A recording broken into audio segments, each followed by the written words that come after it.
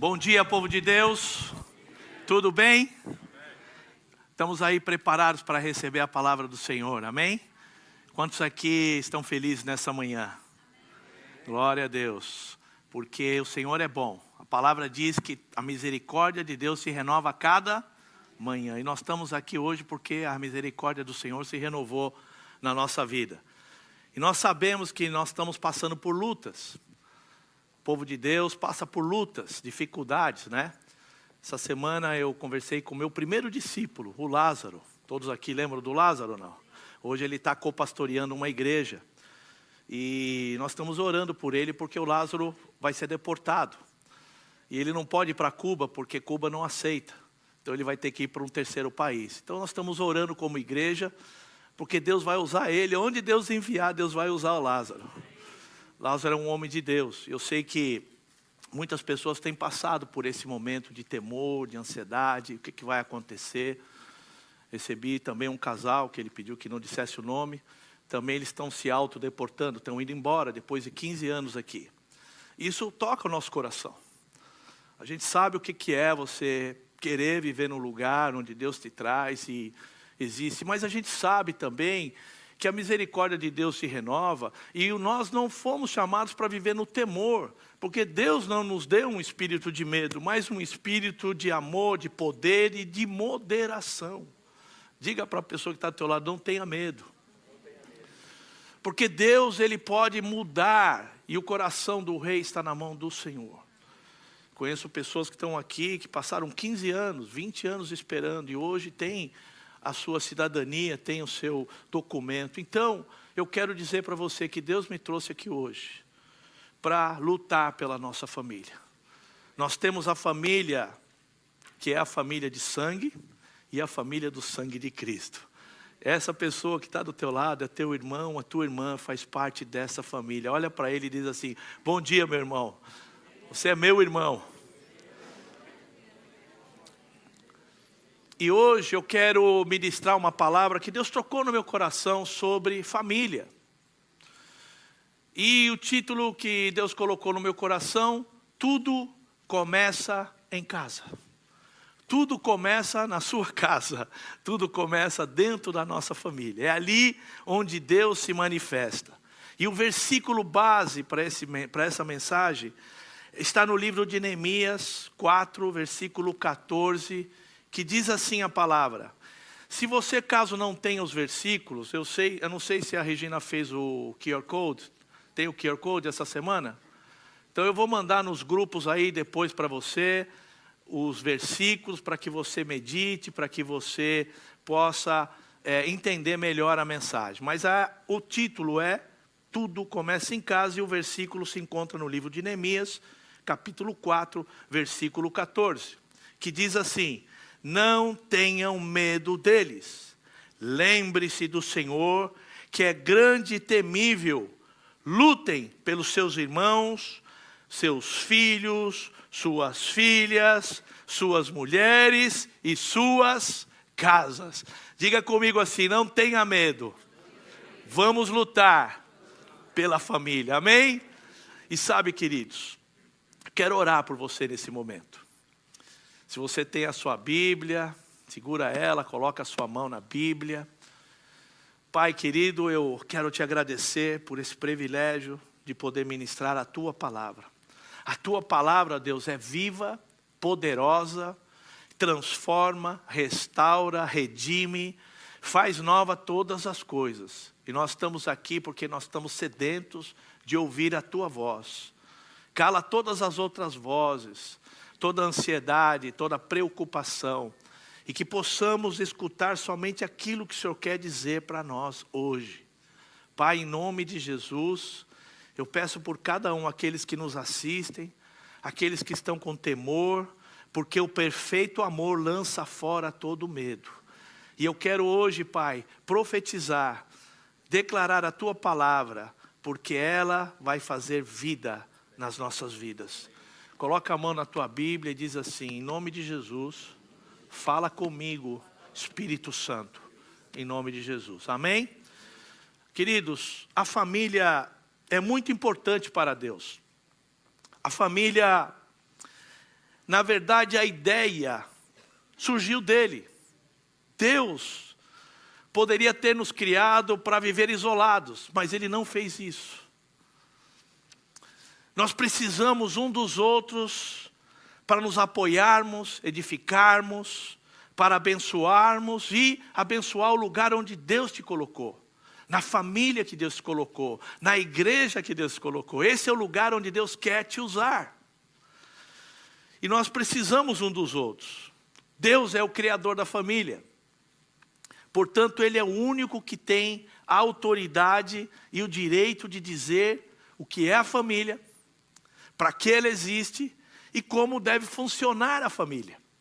Quando eu falo família, eu já disse, é a família de sangue, é a família do sangue de Cristo.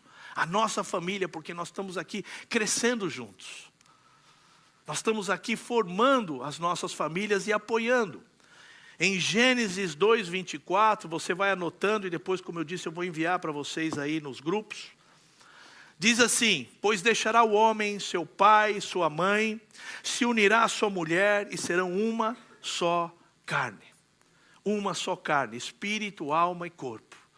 A união que Deus criou é para que o homem se tornasse uma só carne com a sua esposa e pudessem viver o reino de Deus de maneira poderosa dentro do lar. Amém?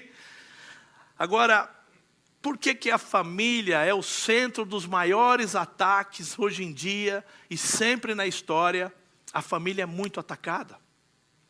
E a destruição da família acontece porque o homem abandonou o conselho de Deus, abandonou os princípios de Deus e começou a viver ideias humanas, conceitos humanos. E a família tem sido destruída, muitos lares têm sido destruídos. Um casal que me ligou, esse casal que eu disse, eles estão se separando, vão embora porque um culpou o outro. E é triste de ver como o inimigo é astuto. E nós precisamos, como igreja, nos levantar para dizer: não, aqui não vai haver divórcio, aqui não vai haver destruição, porque a nossa família pertence ao Senhor. A tua família pertence a Deus. E hoje, amados, na sociedade nós vemos uma crescente tentativa de destruir os valores fundamentais da família. E sabe, queridos, Deus nos avisa, porque a sociedade hoje, eles estão, através da ideologia de gênero, ele coloca dúvida no papel do homem, da mulher, dúvida no papel do pai e de uma mãe. E nós, como sacerdotes do lar, como pais, devemos ensinar aos nossos filhos e reforçar a identidade sexual dos nossos filhos. Porque se nós não fizermos isso, a escola vai dizer que quem sabe eles nasceram num corpo errado, e eles vão começar a ver meninos que começaram na escola, de repente se transformaram, viraram trans, meninas que de repente, e eles vão começar a lidar com isso. Por isso que é tão importante o pai fortalecer a identidade sexual de um filho, o pai e a mãe se unirem juntos para fortalecer a identidade e afirmar a identidade de uma filha. É muito importante. E sabe, queridos, nós estamos juntos para lutar essa batalha, amém? Deus nunca desiste, Deus sempre está pronto para fortalecer o nosso coração. Mas nós precisamos lutar. E a segunda coisa é que muitas vezes as nossas prioridades, elas estão equivocadas. Elas não estão em ordem. Alguns aqui nos Estados Unidos, com aquele sonho americano, chegam aqui com um principal objetivo no progresso material. Vivem desejando, trabalhando para alcançar esse progresso. Alcançar o sucesso financeiro. E certa vez Jesus estava andando e uma família se aproximou e um filho disse: Jesus, por favor, fala para o meu irmão repartir a herança comigo. Aqui a gente está precisando resolver. E Jesus olhou e disse: quem me colocou juiz dessas coisas? Eu não vim para isso. E olha o que ele disse em Lucas 12:15. Ele disse assim, e lhes disse: cuidado, fiquem sobre aviso contra todo tipo de ganância, porque a vida do homem não consiste na quantidade de bens. Cuidado, diga para a pessoa que está do teu lado, cuidado. E esse é o problema. Um espírito de insatisfação muitas vezes se disfarça num desejo legítimo de superação, de prosperidade. E aí quem possui uma casa até confortável já começa a sonhar em ter uma mansão. Quem às vezes tem o suficiente já começa a ficar insatisfeito e acha que agora eu preciso de tal coisa e tal coisa. E isso nunca para. E aí vamos vivendo naquela coisa de ter para ser, ter para em detrimento do ser, e começamos a nos enrolar, a nos endividar. E eu quero dizer, amados, que não é errado procurar melhorar as condições e o bem-estar da sua família. Não é errado, Deus se agrada disso. A necessidade de adaptação, crescimento, faz parte da vida. Todos nós aqui chegamos aqui e temos esse objetivo de cuidar da família, dar um lugar confortável para os nossos filhos, dar o sustento para a nossa casa. Isso é louvável. Contudo, o verdadeiro perigo está num coração dominado pelo desejo de sempre querer mais e nunca estar satisfeito. Esse é o perigo. O amor desordenado pelo dinheiro, pelas posses, pelos bens, que nunca satisfaz. E pasme, uma pesquisa feita que grande parte dos divórcios é porque houve crise financeira dentro do lar. E aí quando bate a crise, um culpa o outro. Foi você que detonou o cartão de crédito, foi você que ficou sócio do Amazon e nunca parava de comprar, foi você que quis esse carro, foi você que quis essa casa. E aí o que acontece? A casa dividida, ela não prospera. E o dinheiro, ele tem o poder de seduzir o coração, desviar do propósito eterno. Quantas desses 20 anos aqui, 25 anos, 20 anos de pastor, eu vi muitas pessoas se desviar do propósito de Deus por causa de dinheiro.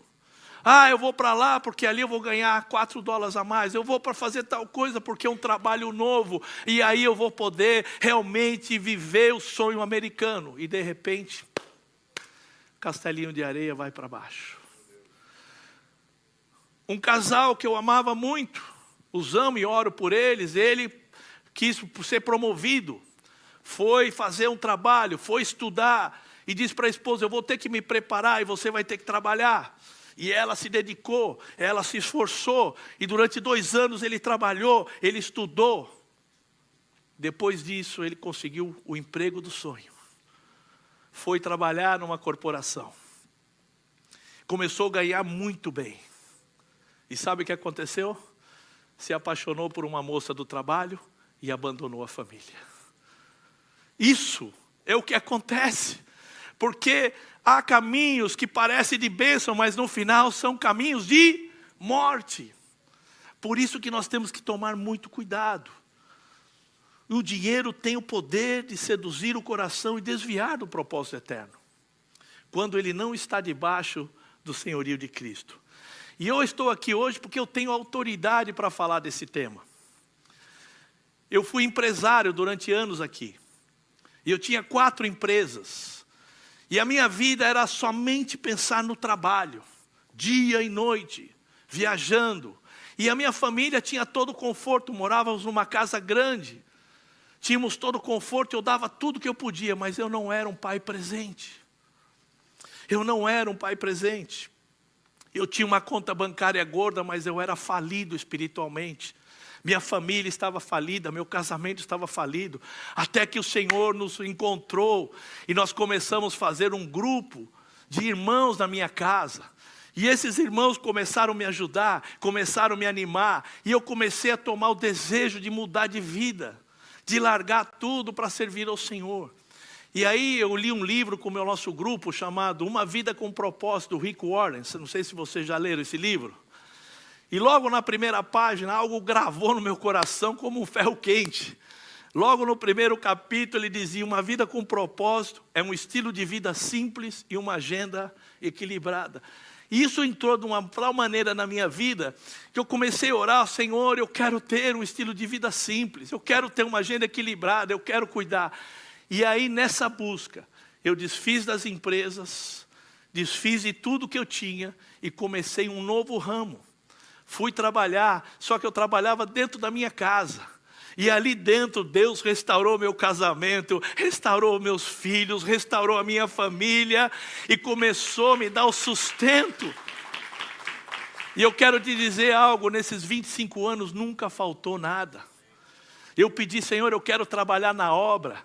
Então eu pedi que o Senhor me ajudasse, me desse o sustento para que eu possa servir no reino. E Deus tem me dado até hoje e a minha família foi completamente restaurada. Mas eu desejei.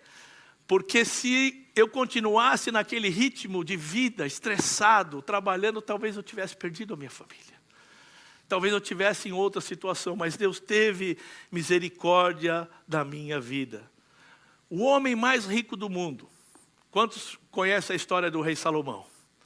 Acho que o Elon Musk talvez seria 10% ou 1% do que representava Salomão naquele momento no mundo. Era um dos homens mais ricos.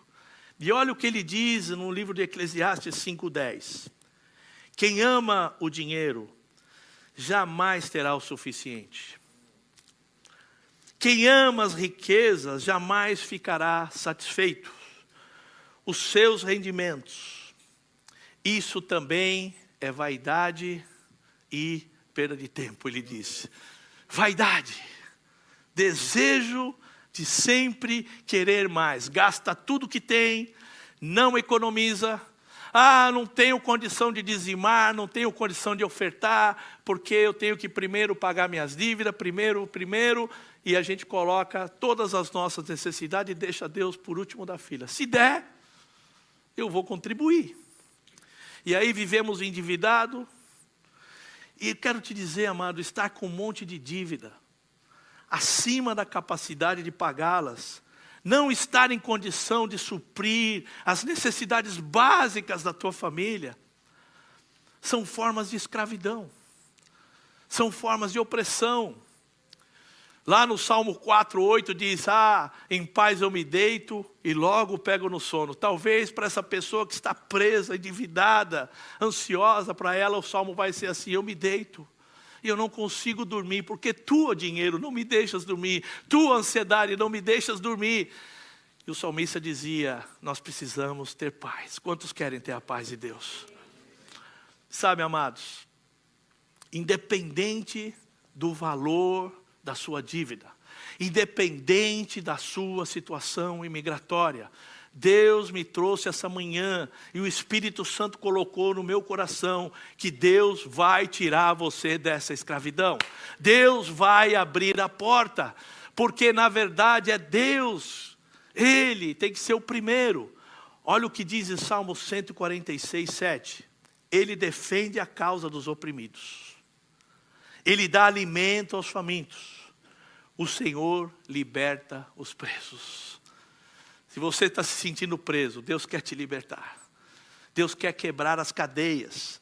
Porque você sabe que tem muitas pessoas que estão presos hoje nas prisões, mas estão livres. Você sabe que tem muitas pessoas que estão fora, mas estão presos porque a prisão é aqui dentro. É aqui no coração.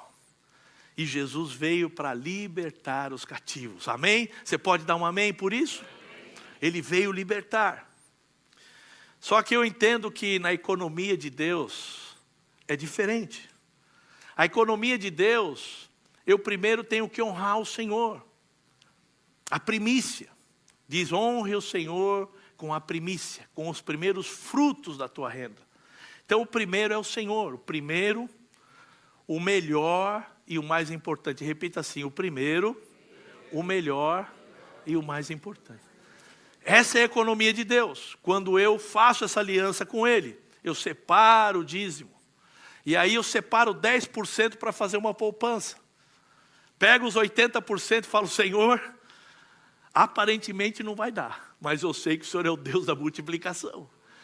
E quando a gente faz isso, queridos, meu Deus, Deus é maravilhoso. Havia o povo de Israel que eles estavam querendo viver o sonho israelita. O templo estava lá, precisando do apoio deles, precisando da restauração. E eles estavam ampliando as casas, fazendo aqueles puxadinhos, decorando, trocando de carro, fazendo muita coisa.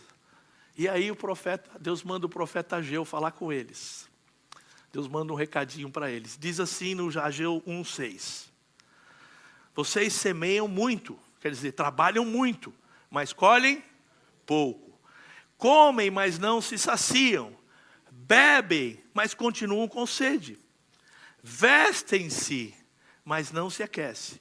E o salário que recebem não dá para nada. Em outra versão diz, e o salário é colocado num saco furado. O bolso parece que tem um buraco.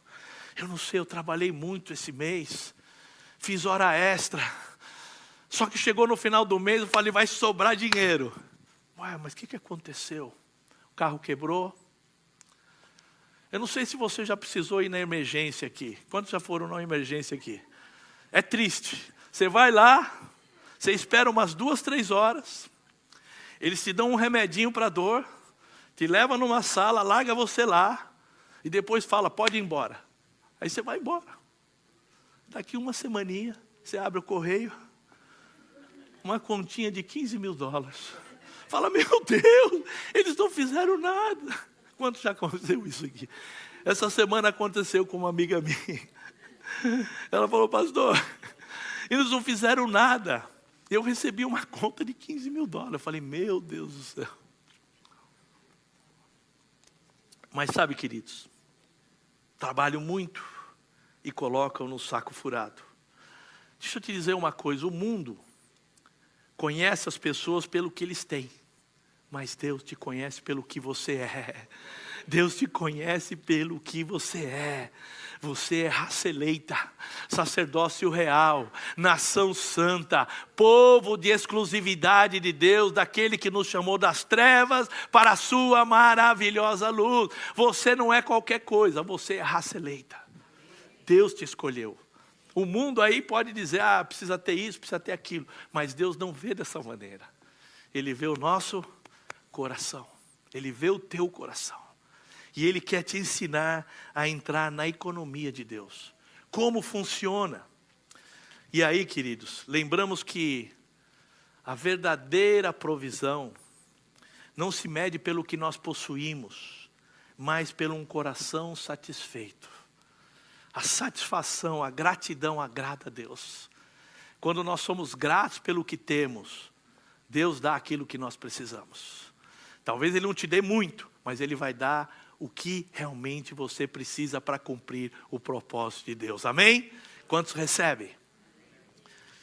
E eu quero te dizer que do Senhor vêm os recursos para a construção da nossa família. Todos os recursos que nós precisamos.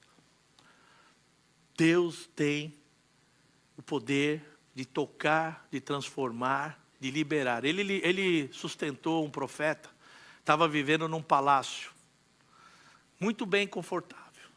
Profeta de palácio, é uma maravilha. Tinha tudo conforto. Estava ali pregando a palavra. Tinha toda a proteção. Aí Deus fala para ele, sai daqui e vai para o rio Queride. E fica ali. Eu vou te sustentar.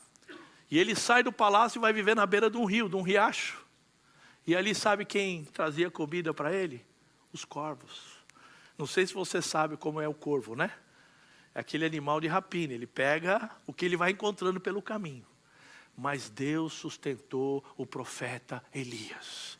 Deus ensinou o profeta Elias a depender totalmente de Deus. E é isso que muitas vezes, quando a gente passa por crise, Deus está nos ensinando a aprender a depender dEle. Sabe por quê? Elias ia ter o maior enfrentamento da palavra na Bíblia. Ele ia ter que enfrentar, ele não podia ter qualquer dúvida, ele não podia ter qualquer questionamento. Ele foi preparado para o que Deus ia fazer depois de alguns anos, lá no Monte Horebe, com aqueles profetas do demônio. Ele ia ter que enfrentar, orar para cair fogo do céu, amém? E Deus está te preparando também. Talvez você fale, eu não sei porque eu estou passando por isso. Deus está ensinando a igreja a confiar nele. Aprender a confiar. Mas se Deus é dele que vem os recursos, Salmo 127 nos fala. Diz assim, do versículo 1 e 2. Se o Senhor não edificar a casa, em vão trabalhas que edificam. Se o Senhor não guardar a cidade, em vão vigia o sentinela. É inútil levantar cedo, dormir tarde, comer o pão do sofrimento, pois Deus cuida dos seus amados enquanto dorme.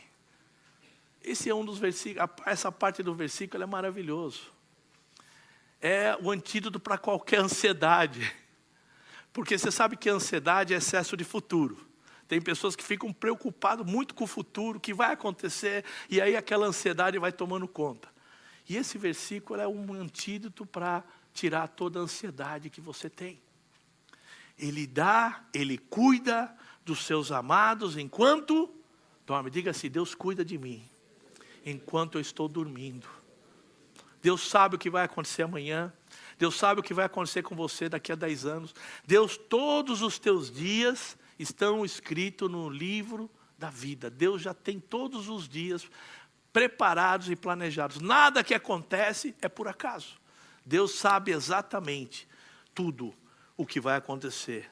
E eu quero dizer que quando você está dormindo, Deus está trabalhando. Quando você está ali descansando no Senhor, você pode dizer, em paz eu me deito e eu logo pego no sono, porque o Senhor cuida de mim. Pode dizer isso, eu deito em paz, porque eu sei que o Senhor cuida de mim. E aí, queridos, eu quero trazer um outro princípio. Famílias, nós estamos aqui, nós vamos lutar. Nós sabemos que Deus é o nosso Deus que vai prover, Ele vai nos ajudar em todas as situações. Mas nós temos a ajuda do corpo de Cristo. Nós temos a ajuda da família de Deus. Você não está sozinho. Você não está sozinho. Essa é a família que Deus nos deu. Existem irmãos e irmãs no corpo de Cristo, maduros, famílias maduras, bem estruturadas, que são exemplos e podem nos orientar, nos aconselhar. Por exemplo, se você precisa de aconselhamento na área financeira, de como fazer uma planilha, de como fazer um budget, um orçamento, tem o nosso irmão Paulinho, não sei se ele está aqui hoje, acho que ele está viajando. Paulinho, está lá na mídia, ó Paulinho, dá um oi aí. Paulinho, procura o Paulinho, fala, Paulinho, me ajuda aqui a fazer umas planilhas. Ele deu aqui um seminário de homens sobre finanças, foi uma benção. Quantos estavam aqui nesse dia? Paulinho, nós temos aqui um casal, está aqui, o Nilson e a Eloá. Eles são um exemplo na criação de filhos. Olha aí a Nicole, dá uma olhada nessa moça, que linda. Dá uma olhada no Eric, eles são exemplos que tocam o nosso coração. O Raul é exemplo para mim. Quando eu estava nessa situação de sair, o que eu vou fazer? O Raul me aconselhou, me ajudou, me orientou a ir trabalhar com imóveis. E a gente começou a fazer umas coisas junto, lembra, Raul? E aí me deu um empurrão, me ajudou a criar coragem, porque 15 anos eu trabalhei com comércio exterior. Importação, carga. E o Raul falou, não, deixa isso. Larga isso aí. E aí foi me abençoar. O Fred e a Roberta, está aí. Você quer aprender sobre hospitalidade? Está aí o casal que ensina, pode nos ensinar. Está aqui o Léo e a Ellen. Estão chegando, tem muita coisa. O Léo é um teólogo. Quer aprender sobre a palavra? Tem dúvida? Procura Léo, estou com dúvida nesse negócio. Eles vão nos ajudar. Ela na área de louvor. Cada um de nós tem algo para ministrar, para abençoar a igreja. A Lurdinha tem um exemplo lindo. Está aí lutando, cada um de nós. Eu olho a carinha de cada um aqui, eu sei o testemunho do que Deus tem feito. Amém? E Deus quer te usar para abençoar. Por isso que nós entendemos que é tão importante a igreja nos lares. Foi aí que começou a minha restauração. Quando nós começamos a reunir nos lares.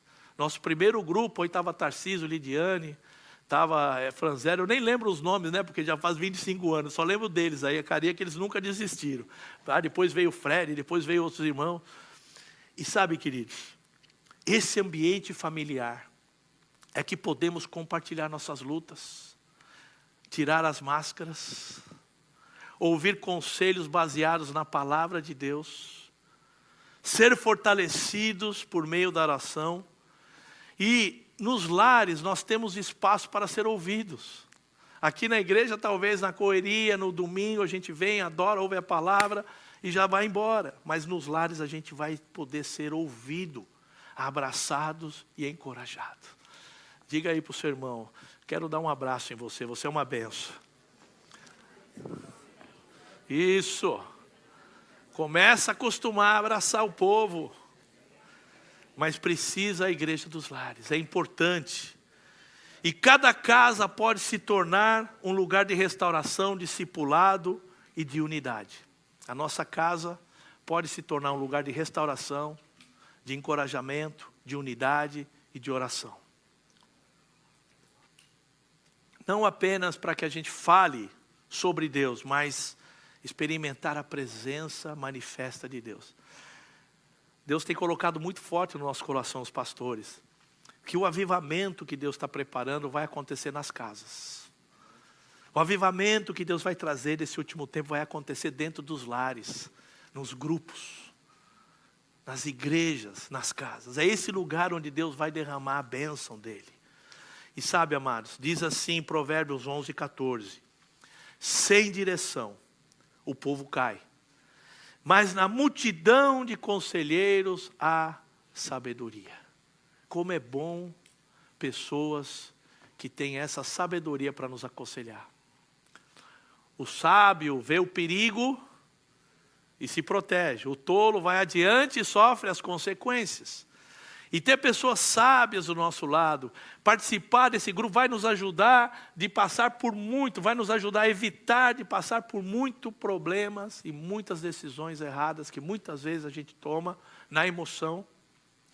E ter esse accountability, ter essa unidade, vai nos ajudar a ter paz e alegria. Quantos querem? Amém. Então eu quero dar 5 coisas que você deve aprender dentro da sua casa, com a sua família. Algumas coisas que eu aprendi que são muito importantes. Primeiro, o que fazer com os sentimentos. O que fazer com os teus sentimentos? Uma família saudável, ela aprende a reconhecer, identificar, assumir, expressar e lidar com os sentimentos.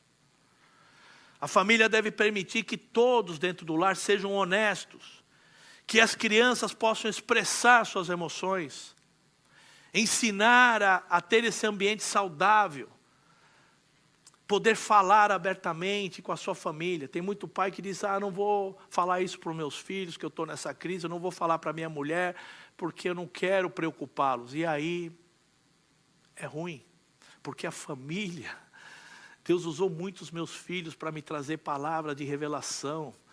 Quando eu passava por crise, eu abria o coração com eles, e aí, de repente, a minha filha falava algo que, abria os meus olhos, disse, eu não tinha pensado nisso. Não tinha pensado. Então, quando existe esse ambiente, a gente pode abrir o coração a falar dos conflitos, Deus se manifesta. Poder falar abertamente dos sonhos, da falta deles. Eu quero te dizer, a vida não tem que ser pesada. A nossa vida não tem que ser um jugo, uma carga. A nossa vida pode ser uma vida de gozo, de alegria no Senhor. Mas tem que ter esse ambiente. Eu tenho que estar pronto a dividir a minha carga. Eu tenho que ser mais proativo, procurar resolver as coisas antes do pepino estourar, antes da crise chegar. Preciso ter reuniões de planejamento com a minha família. Ser menos reativo. O que é ser reativo? É ser bombeiro. Viver apagando incêndio. Viver correndo com a mangueirinha apagando incêndio. Vamos agora tem que fazer isso. Não, Deus não quer que você seja bombeiro. Fala aí, meu amigo, não seja bombeiro, por favor. Temos que ser proativos, fazer os nossos family meetings, abrir o coração e A segunda coisa, aprender a lidar com os conflitos. Não sei se você sabe, conflito é uma ponte para a intimidade. Eu aprendi muito com a minha esposa. No começo o conflito para nós era terrível, era problema, só briga. Depois que nós passamos lá pelo PEN, fizemos lá o Ministério de Casados e começamos a aprender a lidar com os conflitos, nós aprendemos que cada conflito nos aproximava mais, quando era bem resolvido, amém? Então o conflito bem resolvido, ele vai trazer o quê? Intimidade, aproximação. Por isso que é importante resolver problemas, conflitos também com os nossos filhos, com a família, porque aí esse ambiente vai trazer maturidade, vai ensinar a resolver conflitos. Muitas vezes a gente quer evitar.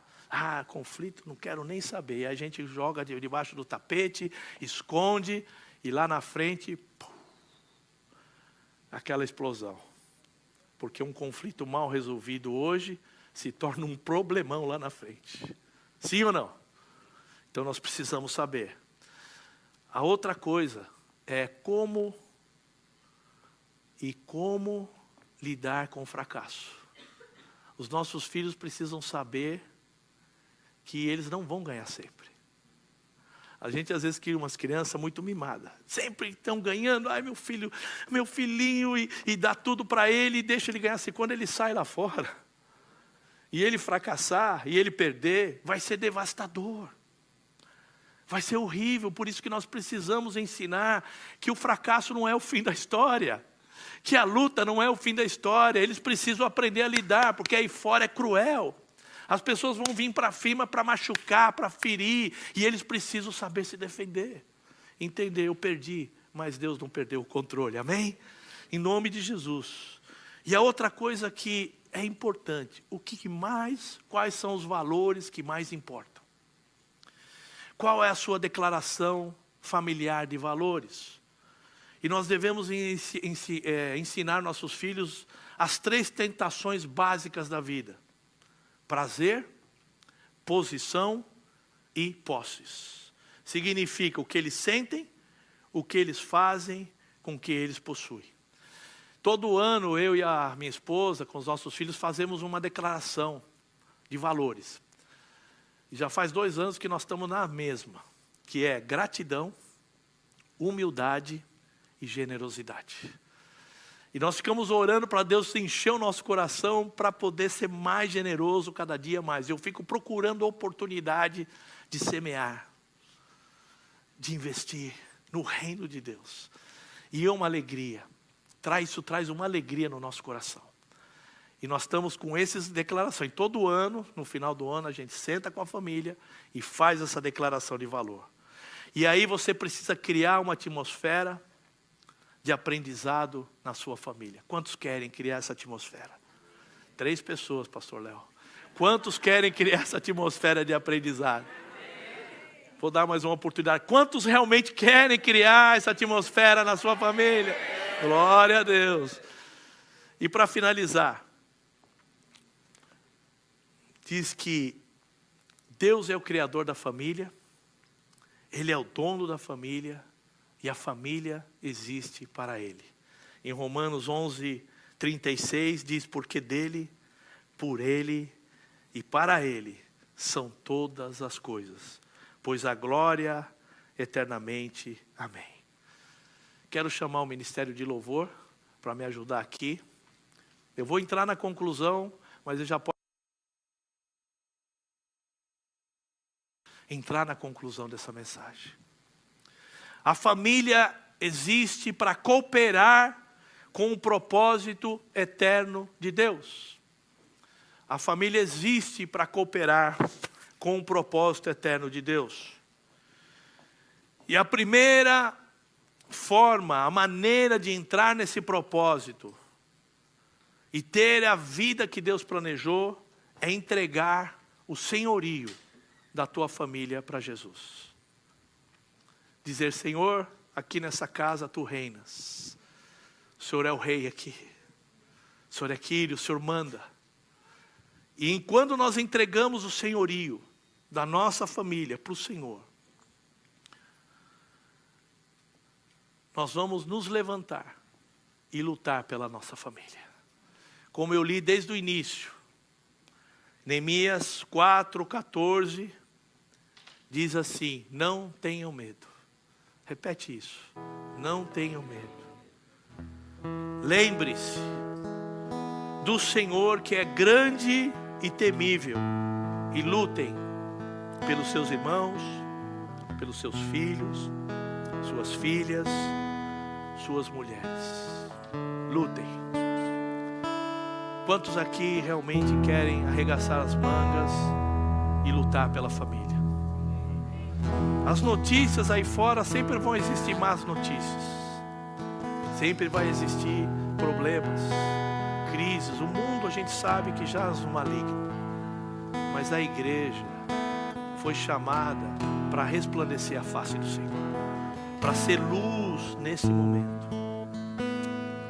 Como eu disse no início, Deus não nos deu um espírito de temor, mas nos deu um espírito de poder, de amor, de domínio próprio. E é isso que Deus me trouxe para dizer. Para essas famílias talvez que nos assistem, que estão pensando em jogar a toalha, estão pensando em desistir, talvez ir embora. Mas eu quero te dizer, permanece firme. Porque aquele que começou a boa obra em nossas vidas há de completar até o dia de Cristo. Vou repetir: aquele que começou a boa obra em nossas vidas há de completar até o dia de Cristo. Ele não dorme, ele não cochila, ele sabe exatamente o que você está sentindo, ele sabe exatamente qual é a luta que você está passando. Seja na área financeira, seja na área imigração, seja na área familiar. E duas coisas que eu quero dizer para você. A primeira é posicionamento. Repita: posicionamento. E manter a família não é uma questão de sentimento, de coisas naturais, mas tem a ver com aliança, com pacto. Josué disse, quando as pessoas estavam titubeando, quando as pessoas estavam com dúvida se realmente aquele era o caminho, ele se levantou e ele disse o seguinte em Josué 24:15: porém, se vós parece mal aos vossos olhos servir ao Senhor, escolhei hoje a quem servais. Porém eu e a minha casa serviremos ao Senhor. Fique de pé.